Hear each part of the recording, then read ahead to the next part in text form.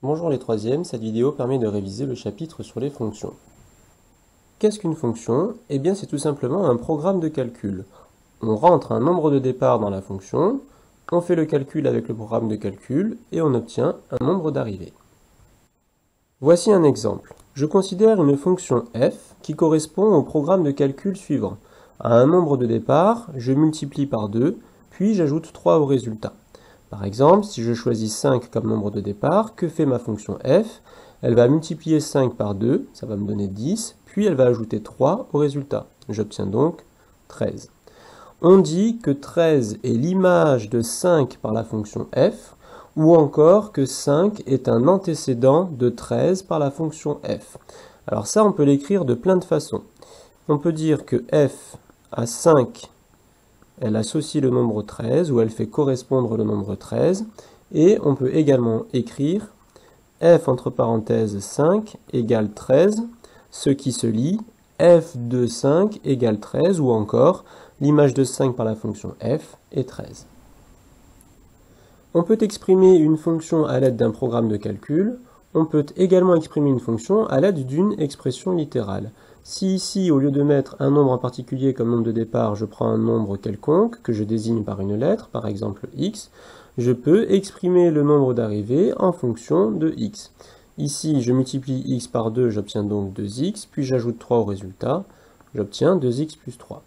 2x plus 3 est l'image de x par la fonction f. En utilisant les notations précédentes, f à x, elle associe ou elle fait correspondre 2x plus 3, ou encore f de x est égal à 2x plus 3. Si on calcule les images de plusieurs nombres par la fonction f et qu'on les rassemble dans un tableau, on obtient ce que l'on appelle un tableau de valeurs.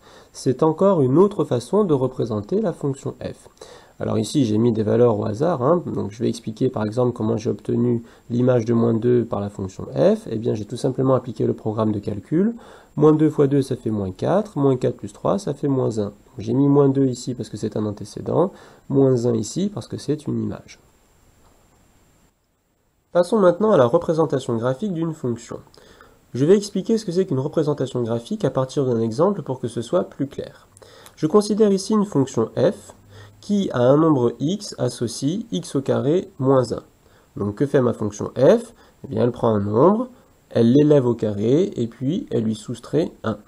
Par exemple, si je calcule l'image de 2 par la fonction f, que je peux écrire comme ceci, cela donne 2 au carré moins 1, j'ai remplacé le x par 2.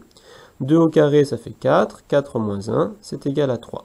Dans mon tableau de valeurs, je vais par exemple le mettre ici. L'image de 2 par la fonction f, c'est 3.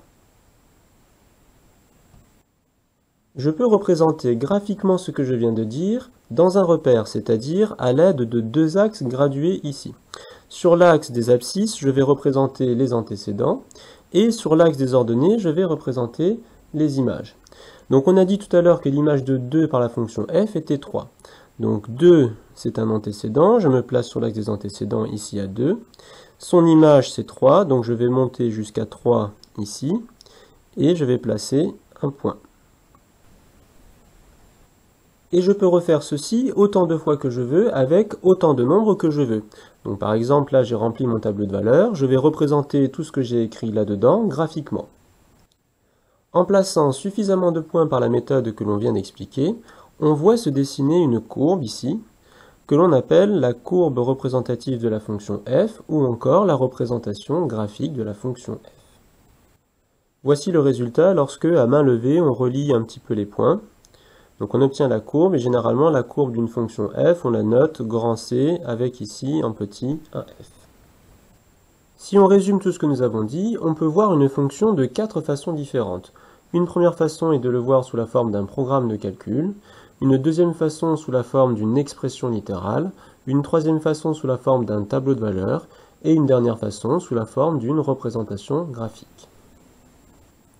Pour terminer, voici un type d'exercice qu'il faut savoir faire. Il s'agit de lire graphiquement des images ou des antécédents de nombres à partir de la représentation graphique d'une fonction f. Ici, la fonction f, je n'ai pas son expression littérale ni le programme de calcul qui lui correspond, donc je ne peux pas faire de calcul pour trouver des images ou des antécédents. Je vais utiliser la courbe pour lire les réponses. Par exemple, on me demande de lire l'image du nombre 2 par la fonction f. Comme je veux trouver une image, c'est-à-dire arriver sur cet axe-là, je dois commencer sur l'axe des antécédents. Je me place à 2, ici, puis je dois descendre ou monter jusqu'à toucher la courbe. Donc ici, il faut que je monte. Hop, j'ai touché la courbe. Je lis que l'image de 2 par la fonction f est 1. Maintenant, si je veux lire l'image de moins 1 par la fonction f, je fais pareil. Je me place à moins 1.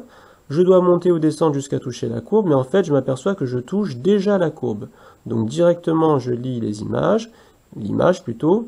Donc l'image du nombre moins 1 par la fonction f, c'est 0. Maintenant, passons aux antécédents. Je vais faire la même chose, mais à l'envers. Pour trouver le ou les antécédents du nombre 1, je vais partir de l'axe des images pour arriver sur l'axe des antécédents. Je cherche un antécédent de 1. Bon, alors on en a trouvé un tout à l'heure. Ici, je dois faire le chemin inverse. Je vois qu'un antécédent de 1, c'est 2. Mais il y en a d'autres. Ici, par exemple, il y a un autre antécédent à moins 1,2 à peu près. Et je peux continuer également ici, je vois qu'il y a un autre antécédent de 1, c'est le nombre moins 3. Pour 0, je peux faire la même chose, les antécédents de 0, je pars de 0, et puis cette fois-ci, je fais le chemin inverse. Donc tout à l'heure, nous avions trouvé moins 1, c'est normal. Et maintenant, si je continue, je vois qu'un autre antécédent de 0, c'est le nombre 1,2 ou 3 ici.